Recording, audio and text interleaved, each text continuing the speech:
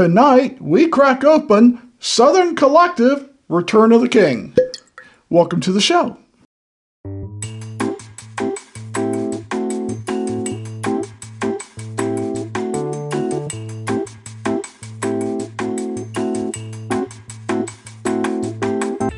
Southern Collective Spirit Company, Return of the King. Single barrel, straight, light whiskey.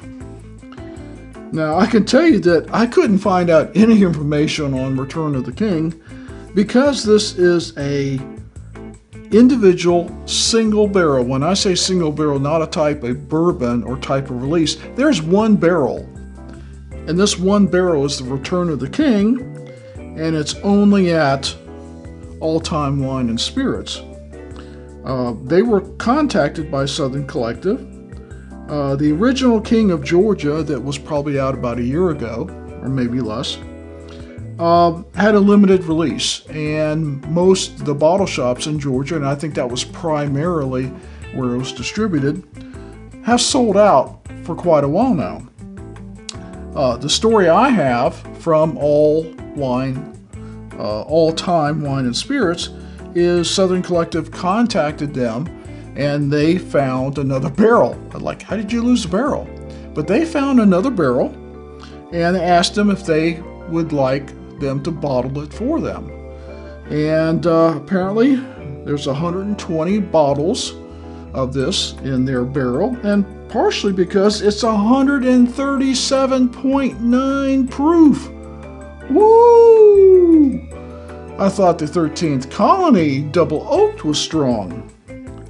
But this is a light whiskey. It's not a bourbon, so it's a little different for us tonight.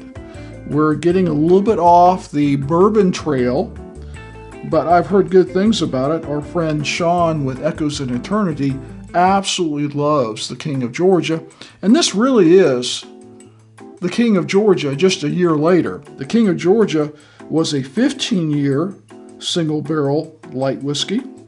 This is a 16-year. It's 1 year older. Happy birthday to the King. I keep thinking, like, where's Elvis in here? It's bottled by Southern Collective Spirit Company in Nashville, Tennessee, and it's distilled in Indiana. And a lot of the labeling on this looks like it was done by hand. I'm not kidding you. It really looks like they took one of those gold markers that you can get for doing invitations and things like that, and they wrote on it Return of the King. They wrote with another marker the proof and the ABV, the alcohol per volume, APV, the bottle number, and even where it was distilled. I think those are blanks on the labels, and they just write those in. Because, I mean, it's only 120 bottles. How long would it take to do, right?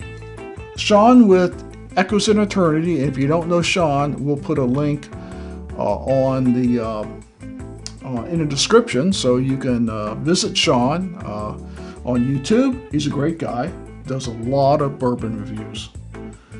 He really thinks a lot of this, and when I saw this and I heard the story from All Time Wine and Spirits of how they acquired it, I said, even though it's a little bit pricey, it's a little bit over $100, and we'll put the price on the bottom of the screen for you, what I paid for it, they got a lot of them. And I don't think they're just pushing them because they got a lot of them. I think they really think a lot of this light whiskey, as they call it, and we're going to find out if they're right. They say the King of Georgia was originally 135.6 proof, so this has gained a little bit. The mash bill is really interesting. This is basically a corn whiskey. It's 99% corn, 1% malted barley. The original release date for the King of Georgia, it's not that long ago. It was April 2023. I thought it was actually maybe into last year. And it was released to Prime Wine and Spirits in Georgia, and they had 127 bottles. This release is apparently 120. And that's where the information ends. So we're just going to get started right into it. Ooh, yeah, I mean, I caught that proof right away. Nose hair's on fire, buddy. But it's got an unusual aroma. Now, the guy I was talking to at All Time Wine was talking about it being finished or aged in some type of wine barrel. And if I can get the exact information of that, I'll put that on the screen.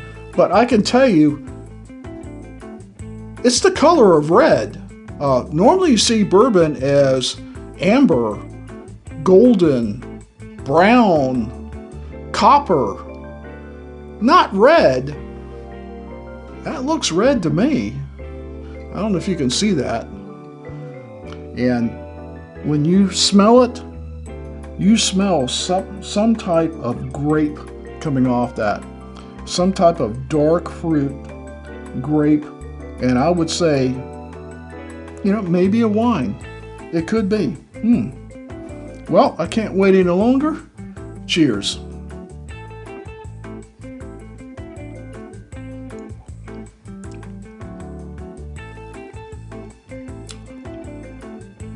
Wow. Oh my God. The punch of flavor reminds me of the 13th Colony. The proof, I took a small sip, but I got no alcohol burn on the back of the throat. But that proof was there, buddy. Big time. And you definitely get a very fruity, somewhat sweet type of wine finish. And not any kind of wine finish I've ever tasted in a bourbon or whiskey before. It is something very unique.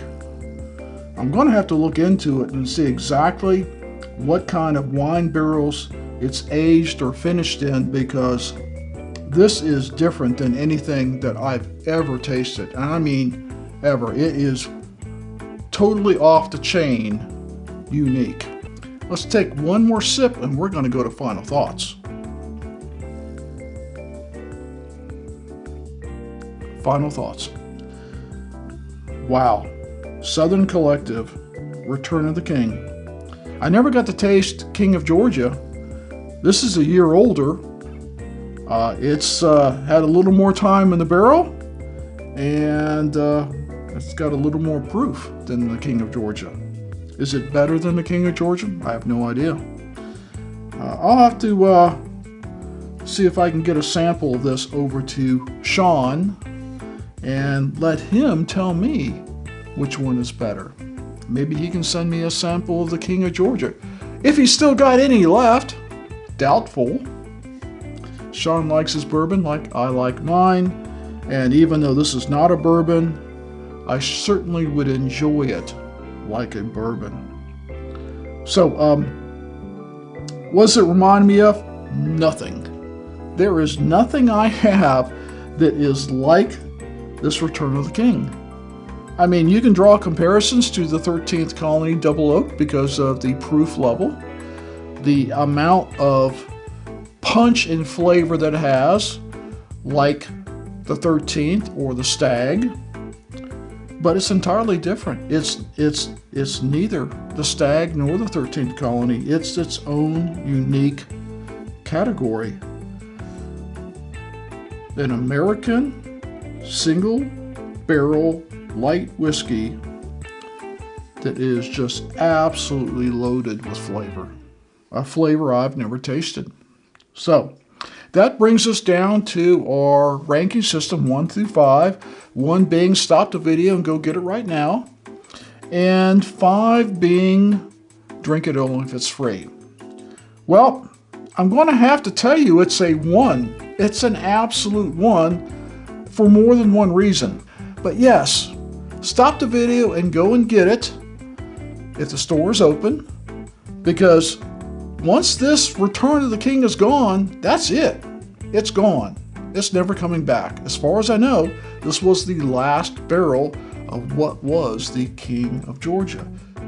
We hope you will like this video and you'll comment and share, and please hit that subscribe button so we can find more interesting bourbons and American whiskeys to share with you on Bourbon Riders. And as always, never drink and drive. Please drink responsibly, and we will definitely see you next time. What does it remind me of? Nothing. This reminds me of nothing.